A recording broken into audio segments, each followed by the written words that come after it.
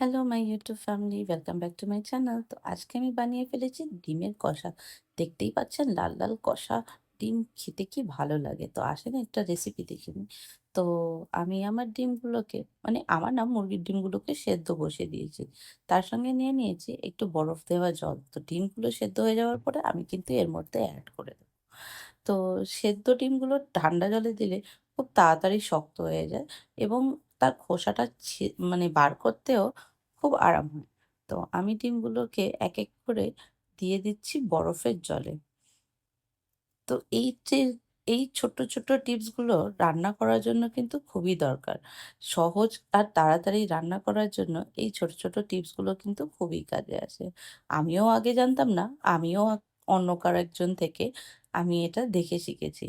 তো আমার ডিমগুলো মুরগির ডিমগুলো সবকটা সেদ্ধ হয়ে গেছে আর সবকটাকে আমি বার করে নিচ্ছি। তো তার সঙ্গে আমি এবারে ডিমগুলোকে সাইড করে নিয়ে নেবো পেঁয়াজ। তো ৩ থেকে ৪ টে আমি পেঁয়াজ নিয়ে নিয়েছি এখানে। পেঁয়াজগুলোকে ভালো করে খোসা ছাড়িয়ে ধুয়ে নিয়েছি। এবারে পেঁয়াজগুলোকে আমি কিন্তু স্লাইস করে নেব। স্লাইসগুলো খুবই পাতলা হতে হবে। কারণ গ্রেভিটা তাহলেই আপনাকে একদম ক্রিমি টেক্সচারটা দেবে। পেঁয়াজগুলো যদি একটু মোটা হয় তাহলে এখনকার পেঁয়াজগুলো একটু গলতে সময় লাগে। তো আমি এখানে কড়াতে অল্প করে তেল নিয়ে নিয়েছি। তেলটা গরম হয়ে যাওয়ার পরে আমি এতে নুন আর হলুদ একটু অ্যাড করে দিয়েছি। তারপরে আমি এতে ডিমগুলো দিয়ে দিয়েছি। ডিমগুলো দিয়ে দেওয়ার পরে ডিমগুলোকে একটু ভেজে নেব। তারপরে এই তেলে আরেকটু তেল অ্যাড করে আমি কিন্তু পেঁয়াজগুলোকে এই সেম তেলেই দিয়ে দিয়েছি। তো একটু আমি পেঁয়াজগুলোকে নাড়াচাড়া করে নিচ্ছি। পেঁয়াজগুলোকে নাড়াচাড়া করতে যতক্ষণ পেঁয়াজ আমার ব্রাউন হচ্ছে, আসেন একটা মশলা তৈরি করে নিই। তো আমি এই মশলাটা তৈরি করার জন্য নিয়ে নিয়েছি ১ চা চামচ আদা বাটা। সঙ্গে থাকবে ১ চামচ রসুন বাটা। আর সঙ্গে থাকবে কিছু গুঁড়ো মশলা। তো গুঁড়ো মশলার মধ্যে আমি নিয়ে নেবো ১/২ চা চামচ মতো হলুদ, ১ চা চামচ মতো ধনে গুঁড়ো, ১ চা চামচ মতো জিরে গুঁড়ো আর ১.৫ চামচ মতো কাশ্মীরি লাল মরিচ।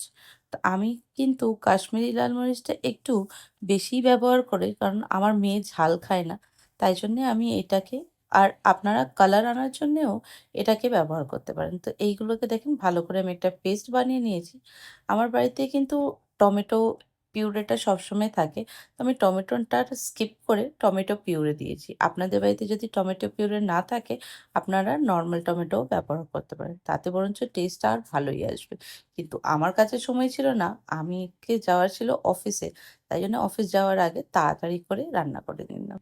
তো দেখুন মসলাগুলোকে আমি দিয়ে দিয়েছি। এবারে এতে আমি অ্যাড করেছি অল্প পরিমাণে সানরাইজের গুঁড়ো মসলা। তো আজকে আমার এই গুঁড়ো মসলাটা টেস্ট করে দেখলাম। ফার্স্ট টাইম আমি সানরাইজের গুঁড়ো মসলা টেস্ট করেছি। এটা কিন্তু ভালোই টেস্ট দিয়েছে। মানে টেস্ট বলতে কি, যে গরম মসলার যে স্মেলটা থাকে শাহি গরম মসালার, সেই স্মেলটা কিন্তু আমি এতে পেয়েছি। তো আমি এখানে ভালো করে কষিয়ে নিচ্ছি। দেখতেই পাচ্ছেন আমার তেলগুলো ছেড়ে দিয়েছে পুরো মসলা থেকে। এবারে এই পর্যায়ে আপনারা একটু এতে জল অ্যাড করে নেবেন। কারণ ডিম দিয়ে জল অ্যাড করাটা ডিমগুলো নষ্টও হয়ে যেতে পারে। তো তাই জন্য আমি এই স্টেজে একটু পরিমাণ জল হাফ হাফ চা কাপের মতো আমি এতে জল অ্যাড করব। তো আমি জল অ্যাড করে এটাকে ঢেকে দিয়েছিলাম। তো দেখেন একবার একটু উম মানে আ জলটা গরম হয়ে যাওয়ার পরেই আমি কিন্তু ডিমগুলো অ্যাড করে দিয়েছি। এবারে ডিমগুলো অ্যাড করে দেখতেই পাচ্ছেন আমার ডিম কষা রেডি। এবারে ফাইনালি আমি এতে একটু ছড়িয়ে দেবো ধনেপাতা, যেটা আমার খুবই প্রিয়। তো আমি এতে একটু ধনেপাতা ছড়িয়ে দিয়েছি। তারপরে আমি এটাকে ঢেকে দেবো। তো আজকের আমার ডিম কষার রেসিপিটা আপনাদের কেমন লাগলো জরুর বলবেন। আর যারা আমার চ্যানেলে নতুন তারা আমার চ্যানেলটিকে সাবস্ক্রাইব করবেন, ভিডিওটিকে লাইক করবেন।